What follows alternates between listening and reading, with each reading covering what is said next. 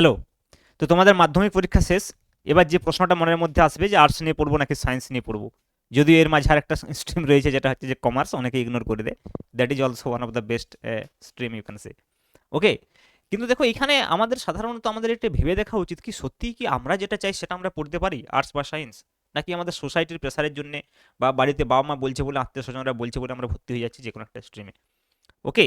এখন দেখবে আবার অনেকে এইটাও বলবে যে আর্টস সাথে সায়েন্স তো সবাই পড়ছে, তাহলে তোমরা এইটা পড়ো, আর্টস পড়ো বা কমার্স পড়ো। কিন্তু বিষয়টা সেটা নয়, তুমি কোন বিষয়টা নিয়ে পড়বে আর্টস নাকি সায়েন্স সেটা নির্ভর করছে তোমার যে গোল রয়েছে লাইফে, তুমি কি করতে চাও।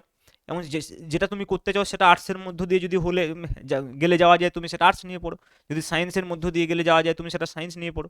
আচ্ছা, কিছু কিছু প্রফেশন আছে যেগুলোতে দেখবে যে আর্টস নিয়ে পড়লেও হওয়া যায়, সায়েন্স নিয়ে পড়লেও হওয়া যায়, তাহলে সেক্ষেত্রে তোমাকে দেখতে হবে কোনটাতে পড়লে বেশি লাভজনক। ওকে। তো এইভাবে তোমাকে একটু স্টাডি করতে হবে বিষয়গুলো নিয়ে। বা কমার্স নিয়ে পড়লে যদি কেউ অ্যাকাউন্টেন্সি এই দিকটাতে যেতে চাও, ঠিক আছে, এটারও এখনও ভবিষ্যতে কিন্তু ধীরে ধীরে বেশ ভালো একটা মার্কেট বা এখনও রয়েছে, অনেকেই জানে না, বা কমার্সে পড়ার জন্য আমাদের স্কুল সংখ্যাও খুব কম, সেই জন্যে অনেক সময় এটাতে আমরা চুজ করতে পারি না, আমাদের আশেপাশের সমস্ত স্কুলে কমার্স থাকেও না। ওকে। তো এইগুলো একটা অনেক প্রবলেম রয়েছে কমার্সটা নিয়ে। কিন্তু কমার্সও বেশ একটা ভালো স্ট্রিম, আর্টস এবং সায়েন্সের মাঝামাঝি জায়গায় এটা মানে রয়েছে আর কি এর অবস্থান। মানে যদি আমি ডিফিকাল্টির দিক থেকে বলি তাহলে এটা আর্টসের থেকে কিছুটা বেশি ডিফিকাল্ট, সায়েন্সের থেকে একটু কম ডিফিকাল্ট। ওকে। আর্টস তুলনামূলকভাবে সোজা, এটা স্বীকার করাই ভালো। ঠিক আছে, তার মধ্যে কিছু কিছু সাবজেক্টে কিছু কিছু তো ডিফিকাল্টি থাকবেই। হ্যাঁ, একদম সোজা মানে যে যে ভর্তি হয়ে গেলে হয়ে যাবে বা ভর্তি হয়ে গেলে তুমি তো নম্বর পাওয়া বা মার্কস পাওয়াটা আজকের দিনে সবেতে সবেতে সোজা। হ্যাঁ। তাছাড়াও মানে এমনভাবে আমাদের পরীক্ষার সিস্টেম তৈরি করা হয়েছে, এমনভাবে কপি চেকিং হয়, তাতে করে মার্কস পাওয়াটা খুব একটা বিশেষ যে বিষয় তা নয়। কিন্তু লাইফে এস্টাবলিশড হওয়াটা একটা বিশেষ বিষয় দাঁড়িয়ে পড়ে যদি তুমি সঠিক সাবজেক্ট চুজ না করতে পারো, সঠিক স্ট্রিম চুজ না করতে পারো, এবং তোমার ইন্টারেস্টের জায়গাটা যদি না থাকে, এবং সবচাইতে বড় বিষয় তুমি যদি পড়াশোনা না করো, এটা মেন বিষয়। ওকে।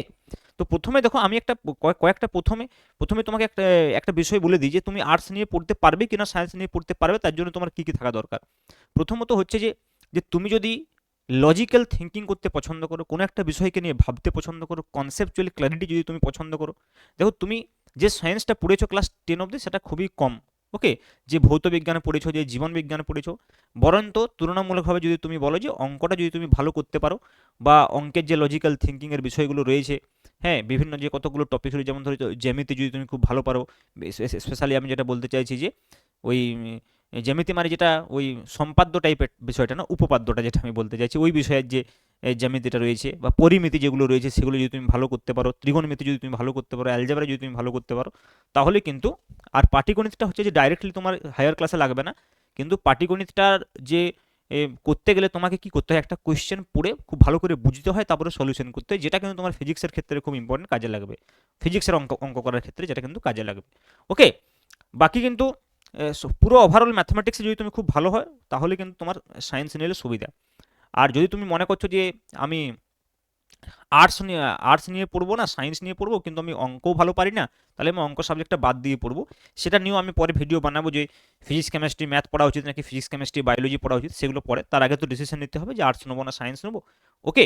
কিন্তু ব্যাপারটা যে তোমার যদি লজিক্যাল থিঙ্কিং ঠিক থাকে, তোমার যদি ক্যালকুলেশন পাওয়ার মোটামুটি ঠিক থাকে, ম্যাথামেটিক্স যদি তুমি পছন্দ করো, তাহলেই কিন্তু তুমি সায়েন্স নাও। সায়েন্সের কিন্তু ম্যাথামেটিক্সের গুরুত্ব প্রচণ্ড। উইথাউট ম্যাথামেটিক্স তুমি কিন্তু সায়েন্স মানে সায়েন্সের ল্যাঙ্গুয়েজটাই হচ্ছে ম্যাথামেটিক্স। ঠিক আছে, সায়েন্সকে আমরা যেমন আমি তোমাদের সঙ্গে বাংলা ভাষায় কথা বলছি, আমি যদি বাংলা ভাষাই না জানি, আমি আমি তাহলে আমার যে মনের ভাবটা প্রকাশ করবো কী করে। তো সায়েন্স হচ্ছে সেরকম, ম্যাথামেটিক্সটা হচ্ছে সায়েন্সের একটা ল্যাঙ্গুয়েজ, তোমাকে ম্যাথামেটিক্স ভালো করে জানতেই হবে। আর এখন যদি তোমার মনে হয় যে ম্যাথামেটিক্স আমি ভালো করে পড়িনি, অ্যাভারেজ, তাহলে তুমি যদি মনে করছো যে না আমি ওটাকে মোটামুটি ভালো করতে পারবো, তাহলে তুমি সায়েন্স নিয়ে পড়তে পারো। Mathematics is the most important thing, হ্যাঁ, সায়েন্সের জন্য। আর আর্টসের জন্য যদি তুমি লিখতে পছন্দ করো, পড়তে পছন্দ করো, সোসাইটি নিয়ে যদি তুমি কাজ করতে চাও, ওকে, তুমি যদি একজন হিস্টোরিয়ান হতে চাও, তুমি যদি একজন লয়ার হতে চাও, যে এই ধরনের যে প্রফেশনগুলো রয়েছে, এই প্রফেশনগুলোতে যদি তুমি যেতে চাও, তুমি আর্টস অবশ্যই পড়তে পারো। কিন্তু কিন্তু কয়েকটা আমি তোমাদেরকে বুঝতে পারবো, অনেকে মনে করে যে আমি WBCS অফিসার হবো, আমি IAS অফিসার হবো, আমি IPS অফিসার, তার জন্য আর্টস নিয়ে পড়বো, একদমই ভুল। ভালো করে বোঝো। যদি কেউ মনে করো এখনকার দিনে যদি রেট যদি তুমি দেখো যে ইঞ্জিনিয়ার ডক্টরের বেশি IAS IPS হচ্ছে, কেন হচ্ছে? কারণ দেখো, একটা মেন্টাল ডেভেলপমেন্টের ব্যাপার আছে, সায়েন্স নিয়ে পড়লে তোমার একটা মেন্টাল ডেভেলপমেন্ট ভালো হয়, এবং তাছাড়াও একটা সায়েন্সের স্টুডেন্টকে যদি তুমি বলো যে আমাকে হিস্ট্রি পড়তে হবে, জিওগ্রাফি পড়তে হবে, সাইকোলজি পড়তে হবে, হ্যাঁ, তাহলে তার কিন্তু খুব একটা প্রেশার লাগবে না। কিন্তু তুমি একজন আর্টসের স্টুডেন্টকে যদি বলো যে তোমার কালকে থেকে ফিজিক্স পড়তে হবে, কেমিস্ট্রি পড়তে হবে, বায়োলজি পড়তে হবে আজ থেকে 8-10 বছর পরে, তার পক্ষে কিন্তু সেটা খুব ডিফিকাল্ট হয়ে যায়। ওকে, তো সেই জন্য এইটা ভাবার কোনো কারণ নেই যে আমি যদি আর্টস নিয়ে পড়ি তাহলে ভবিষ্যতে WBCS বা আইএস ভালো করবো, কারণ আমি হিস্ট্রি জিওগ্রাফি প্রথম থেকেই পড়বো। আর যারা সায়েন্স নিয়ে পড়বে তারা ভালো পারবে না, একদমই ভুল কথা, বরং তো উল্টো হয়, যারা সায়েন্স নিয়ে পড়ে তারাই ভালো পারে।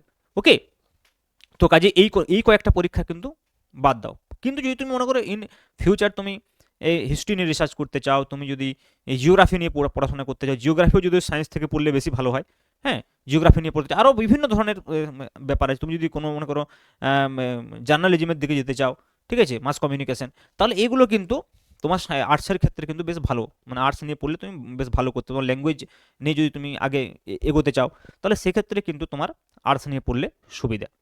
ওকে, কিন্তু অনেকে কি মনে করে যে সায়েন্স নিয়ে পড়লে বোধহয় আমার শর্টকাট খুব তাড়াতাড়ি 4 বছর পর আমি, মানে 2 বছর সায়েন্স পড়ার পরে আমি ইঞ্জিনিয়ারিংয়ে চান্স পেয়ে যাবো বা ডাক্তারদের চান্স পেয়ে যাবো, যে 4-5 বছরের মধ্যে আমি সেটেল হয়ে যাবো। এইটা কিন্তু সম্পূর্ণ ভুল ধারণা, এরকম কিন্তু হওয়া যায় না। ঠিক আছে, এগুলো সব মিথ। যারা প্রকৃতপক্ষে ভালো ভালো জায়গায় ডাক্তার বা ইঞ্জিনিয়ার রয়েছে প্রতিষ্ঠিত, বা বিভিন্ন সায়েন্টিস্ট রয়েছে, বা যেই যেভাবে রয়েছে আর কি, তুমি যদি একটু খবর নিয়ে দেখো, তাদের কিন্তু একটা লং জার্নি রয়েছে। হ্যাঁ, 10-12 বছর একটা লং জার্নি থাকে, এবং পড়াশোনাটা কিন্তু অত্যন্ত কঠিন। মানে ডাক্তারি পাওয়া জানা কঠিন, তার থেকে ডাক্তারি পড়া আরও বেশি কঠিন। ঠিক আছে, MBBS যে 4-5টা বছর পড়তে হয় সেটা কিন্তু বেশ কঠিন। সিমিলারলি ইঞ্জিনিয়ারিংও তোমরা শুনলে অবাক হয়ে যাবে যে যেই অ্যাডভান্সে যারা প্রথম দিকে র্যাঙ্ক করে তারাও কিন্তু অনেক সময় আইআইটিতে গিয়ে ফার্স্ট সেকেন্ড সেমিস্টারে ফেল করে। ঠিক আছে, এবং এটা সত্য, বাস্তব সত্য কথা। তাহলে বুঝতেই পারছো এই পরীক্ষাগুলো কিন্তু একটা এন্ট্রান্স পরীক্ষা, কখনোই এই পরীক্ষাগুলো একজন চাকরির পরীক্ষা হিসেবে ভেবো না। অনেকে কি মনে করে নেয় যে আমি মেডিকেলে চান্স পেয়ে যাচ্ছি মানে আমি চাকরি পেয়ে গেলাম মতো ডাক্তারি, বা আমি ইঞ্জিনিয়ারিংয়ে চান্স পেয়ে যাচ্ছি মানে বোধহয় আমি চাকরি পেয়ে গেলাম। এখনও পর্যন্ত আইআইটিতে অ্যাডমিশন নেওয়ার পরেও কিন্তু বেকারত্বের রেট বেশ ভালো, প্রায় 40% ছেলেমেয়ে কাজ পায় না। ঠিক আছে, সিমিলারলি তোমরা হয়তো 1-2 যারা 1 কোটি 2 কোটি টাকার প্যাকেজ পাচ্ছে সেগুলোকে দেখে আমরা লাফালাফি করছি, কিন্তু অ্যাকচুয়ালি কিন্তু পুরো যদি ওভারঅল যে বিষয়টা দেখা হয় তাহলে কিন্তু ভেতরে অনেক কিছু ব্যাপার রয়েছে। ডাক্তারির ক্ষেত্রেও তাই, আগে কীরকম ছিল, হ্যাঁ, আগে যেমন ধরো MBBS করলেই মোটামুটি একটা জব পেয়ে যেত, বা কেউ মনে করে চেম্বার খুলে নিত, এখন কিন্তু সেই সব হচ্ছে না। MBBS-এর পর থেকে MD করতে হচ্ছে, স্পেশালিস্ট হতে হচ্ছে, তারপর কিন্তু তার একটা জবের সম্ভাবনা হচ্ছে, বা চেম্বার খুললেও সেটা সঙ্গে সঙ্গে চলবে কিনা তার ডিপেন্ড করছে কিন্তু মার্কেটে কী অবস্থায় সেই জায়গাটাতে রয়েছে, তার যে সাবজেক্ট, তার যে স্পেশালাইজেশন। তাছাড়াও এখন কিন্তু নার্সিংহোমের এত এত উৎপাত, তাতে করে কী হচ্ছে, ইন্ডিভিজুয়ালের চেম্বার কিন্তু চলারও খুব একটা যে হ্যাঁ, ইতিবাচক দিক আছে তা নেই। তাহলে এই যে বিষয়গুলো এগুলো তোমাকে ভাবতে হবে। তাহলে তাহলে তুমি বলবে যে, স্যার আপনি তো সবগুলোই বলছেন যে গোলমাল, তাহলে পড়বো কিটা? যেটাতে তোমার ইন্টারেস্ট, মানে যেটাতে তুমি দীর্ঘদিন লেগে থাকতে পারবে। প্রত্যেকটা এখন কিন্তু প্রফেশন এরম নেই, আগে কি এরম ছিল যে একটা পার্টিকুলার প্রফেশন নিয়ে নিলেই তুমি, মানে আগে আজ থেকে যদি 10 বছর আগের কথা বলো, কেউ যদি ডাক্তারি পড়ছে মানে বিশাল ব্যাপার, মানে সে তো চাকরি পাবে, কেউ যদি ইঞ্জিনিয়ারিং পড়ছে মানে বিশাল ব্যাপার, সে তো চাকরি পাবে। ঠিক আছে, কিন্তু এখন বিষয়টা অন্যরকম হয়ে গেছে। তো এখন হয়ে গেছে যে তুমি যাই পড়ো না কেন, সেটাতে তোমার দীর্ঘদিন যাবত যদি তুমি সেই প্রফেশনটাতে টপ করতে পারো, তাহলে কিন্তু তুমি একটা দারুণ জায়গায় পৌঁছাতে পারবে, না হলে কিন্তু তুমি একদমই ফেল। ঠিক আছে, এখন যেমন ধরো জেনারেল লাইনে অনেকে পড়তে চাইছে না, হয়তো আজ থেকে 8-10 বছর পরে বা 5-7 বছর পরে জেনারেল লাইনের ডিমান্ড অনেক বেশি বেড়ে যাবে, কারণ আর টিচার পাওয়া যাবে না। জেনারেল লাইনে না পড়লে তো টিচার পাওয়া মুশকিল, টিচার তো জেনারেল লাইন থেকেই হয়। এই যে ফিজিক্স কেমিস্ট্রি সব যে আমরা যে পড়াচ্ছি, ঠিক আছে, আমাদের জেনারেল লাইনে পড়েছি বেশিরভাগই, যারা ইঞ্জিনিয়ারিং পড়েছে তারাও অনেকে টিচার হচ্ছে, কিন্তু সেটা প্রকৃতপক্ষে তারও অনেক প্রোজ কনস আছে, সেগুলো আমি এখন এই ক্লাসের মধ্যে ডিসকাস করছি। কিন্তু প্রকৃতপক্ষে যদি একজন টিচার হতে চায় তাকে তো জেনারেল লাইনেই পড়তে হবে, ফিজিক্স কেমিস্ট্রি যে কোনো সাবজেক্টে হোক, তাকে BSc MSc এসবের মধ্য দিয়ে যেতে হবে। ঠিক আছে, আবার কলেজে চাকরি করতে গেলে PhD করতে হবে। ঠিক আছে, তো এই যে বিষয়গুলো রয়েছে, এই জেনারেল লাইনটা, এই লাইনটাতে অনেকে যেতে চায় না, কিন্তু এরও কিন্তু অনেক ভালো দিক আছে। ঠিক আছে, আমি বলতে চাইছি যে কোনো মানে কোনো একটা পার্টিকুলার যদি তুমি স্ট্রিম চুজ করে নাও, এরকম ভাবার কোনো কারণ নেই যে আমি সেটেলড। আবার কোনো একটা পার্টিকুলার স্ট্রিম যদি চুজ করে নাও, এরকম ভাবার কোনো কারণ নেই যে আমি ফেল, আমার আর কিছু হবে না লাইফে। এখন বর্তমান দিনে এত অপরচুনিটি, প্রত্যেকটা প্রফেশনের সমান অপরচুনিটি রয়েছে, কিন্তু প্রত্যেকটা প্রফেশনে এত লোক সংখ্যা বেশি, ডিমান্ড করছে যে তোমাকে কিন্তু সবসময় বেস্ট তোমার দিতে হবে। কাজে তোমাকে অনেকটা সময় অতিবাহিত করতে হবে সেইটার পিছনে। কাজেই সেই বিষয়টার উপর তোমার ইন্টারেস্ট থাকতে হবে, এটা হচ্ছে মেন কথা। তাহলে সেই বিষয়টার প্রতি যদি তোমার ইন্টারেস্ট না থাকে, তুমি যদি বাড়ির চাপে বা সোসাইটির চাপে বা কাউকে দেখানোর জন্য অ্যাডমিশন নিয়ে নাও, তাহলে কিন্তু খুব বিপদে পড়বে। ওকে, তো এই কয়েকটা বিষয় তোমাদেরকে মাথায় রাখতে হবে যখন তুমি আর্টস নিয়ে বা সায়েন্স নিয়ে বা কমার্স নিয়ে ভর্তি হতে চাইছো। ওকে, তো আমি আবার বলছি, সায়েন্স নিয়ে ভর্তি হয়ে গিয়ে খুব উৎফুল্লের কিছু নেই, আর্টস নিয়ে ভর্তি হয়ে গিয়ে খুব ডিমোটিভেশনেরও কিছু নেই, আবার কেউ যদি কমার্স নিয়ে পড়ছো তারও মোটামুটি মাঝামাঝি থাকারও কোনো ব্যাপার নেই। ঠিক আছে, সবার ক্ষেত্রে অপরচুনিটি সমান। তুমি সেই অপরচুনিটি কীভাবে কাজে লাগাচ্ছ তার উপরে নির্ভরশীল। তবে অবশ্যই তোমার যদি ম্যাথস ভালো লাগে, তোমার যদি লজিক্যাল থিঙ্কিং ভালো লাগে, তোমার যদি কোনো একটা বিষয়কে কনসেপচুয়ালি ক্লিয়ারিটি মানে কনসেপচুয়াল বিষয় ভালো লাগে, তাহলে তোমাকে অবশ্যই সায়েন্স নিয়ে পড়তে হবে। সায়েন্স নিয়ে পড়লে তুলনামূলকভাবে অপরচুনিটি বেশি। যদি তুমি ভালো করে সায়েন্স নিয়ে পড়ো, তোমার ব্রেনের ডেভেলপমেন্ট ভালো হবে। ঠিক, ব্রেনের ডেভেলপমেন্ট ভালো হলে কি হবে, তুমি যে কোনো জায়গায় ভালো করে কাজ করতে পারবে। আর সায়েন্স থেকে যে কোনো স্ট্রিমে যে কোনো সময় তুমি যেতে পারবে, যেটা কিন্তু আর্টস বা কমার্স থেকে সায়েন্স তুমি আসতে পারবে না। এই কতগুলো ভালো দিক সায়েন্সের রয়েছে, কিন্তু সায়েন্স যদি তুমি ভালো করে না পড়ো, তোমার কিন্তু জীবন থেকে যে এন্টারটেনমেন্ট বিষয়টাকে কিছুটা তোমাকে কম্প্রোমাইজ করতে হবে। তুমি যদি সায়েন্স নিয়ে পড়ো, তুমি যদি ভাবো যে সায়েন্স নিয়ে আমি পড়বো আবার বাকিদের মতো আমার এন্টারটেনমেন্টও চাই, তাহলে কিন্তু মুশকিল। তোমাকে কিন্তু একটু আইসোলেটেড থাকতে হবে, পড়াশোনার উপরে বেশি সময় দিতে হবে, তাহলেই কিন্তু তুমি ভালো জায়গায় পৌঁছাতে পারবে। না হলে কিন্তু তুমি একদম ডুবে যাবে। বাকি সাবজেক্টগুলি কিন্তু একদম ডুবে যাওয়ার সম্ভাবনা নেই, একটু আধটু ফাঁকি দিলেও। আর্টস বা কমার্সের ক্ষেত্রে, কিন্তু সায়েন্সের ক্ষেত্রে তুমি একদমই ডুবে যাবে। ওকে, তো এই কয়েকটা বিষয় মাথায় রেখে তোমাকে সায়েন্সে এডমিশন নেওয়ার কথা ভাবতে হবে। ওকে, আর যদি তোমরা সায়েন্সে অ্যাডমিশন নিয়ে নেবে ঠিক করেছো, তাহলে তোমরা ইমিডিয়েটলি আমার চ্যানেলটাকে অবশ্যই সাবস্ক্রাইব করবে, এবং তোমরা হোয়াটসঅ্যাপ গ্রুপেও জয়েন হতে পারো, আমি ডেসক্রিপশনে লিঙ্ক দিয়ে দেবো। ওকে, সেখান থেকে তোমরা জানতে পারবে কীভাবে পড়াশোনা হবে আমার কাছে, তোমরা ফিজিক্সটা কীভাবে পড়তে পারবে। ওকে, আর বাকি পিসিএম নেবে নাকি পিসিবি নেবে, সায়েন্স একবার চুজ করে নেওয়ার পর সেটা আমি আরও পরে ভিডিও বানিয়ে বলবো তোমাদেরকে।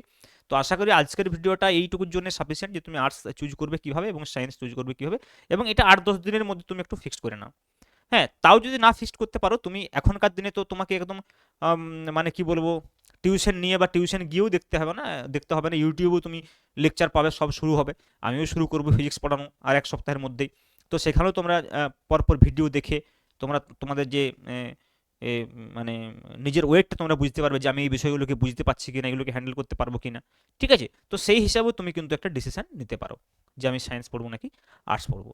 ওকে, আদারওয়াইজ তোমরা যে প্রফেশনটা তোমার পছন্দ, সেই প্রফেশনটাতে যারা আছে তাদের জার্নিটাকে একটু লক্ষ্য করো, বা আজকের দিনে তুমি ইউটিউব থেকে পেয়ে যাবে, তুমি চ্যাট জিপিটি থেকে পেয়ে যাবে, গুগল থেকে পেয়ে যাবে, যেখান থেকে যে এই প্রফেশনটাতে যেতে হলে আমাকে কতটা পরিশ্রম করতে হবে, আমাকে কিভাবে যেতে হবে, কি কি করতে হবে।